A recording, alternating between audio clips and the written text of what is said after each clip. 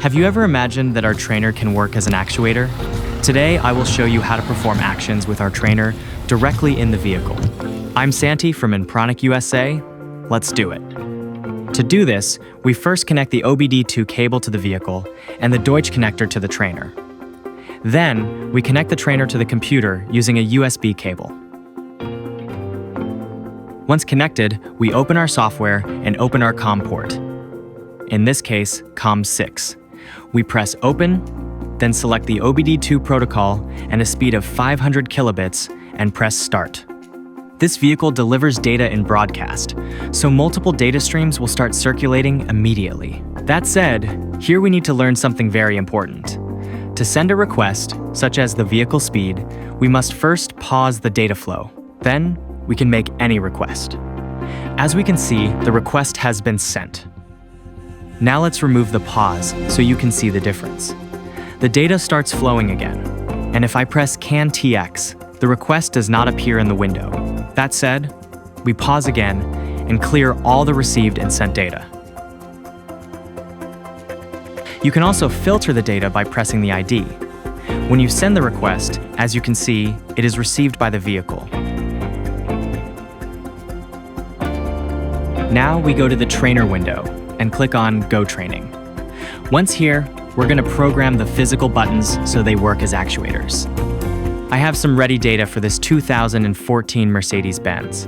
The first one is to control the sunroof. We check the box for the ID of the button we're going to program. Copy the ID 683 and paste the data to open the sunroof. If needed, pause the video to copy the code. We paste it, press Send, and then OK. Now, we program the button to close the sunroof. We copy the ID and paste it. Then do the same with the data, copy and paste it. We check the ID box, press Send, and then OK. As we can see on the screen to the right, when we press the programmed button, the sunroof begins to open. In the same way, when we press the close button, it reacts immediately. The actuators have been controlled. Now we're going to program the buttons to dim the rearview mirror. We copy the ID, which is 703, copy the data and paste it the same way. We check the ID box, press Send, and then OK. To brighten the rearview mirror, we do the same. Copy and paste the ID, copy and paste the data,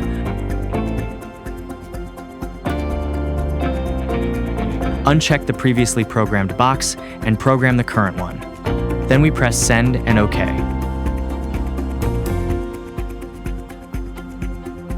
As we can see, when we press the button, the rearview mirror begins to dim. In the same way, when we press the other button, it starts to brighten. Just as we programmed it, the results are immediate. If we have the correct ID and data, we can activate any vehicle actuator and make it work to our advantage. Thank you for watching this video, and remember to follow us for more CAN-BUS content.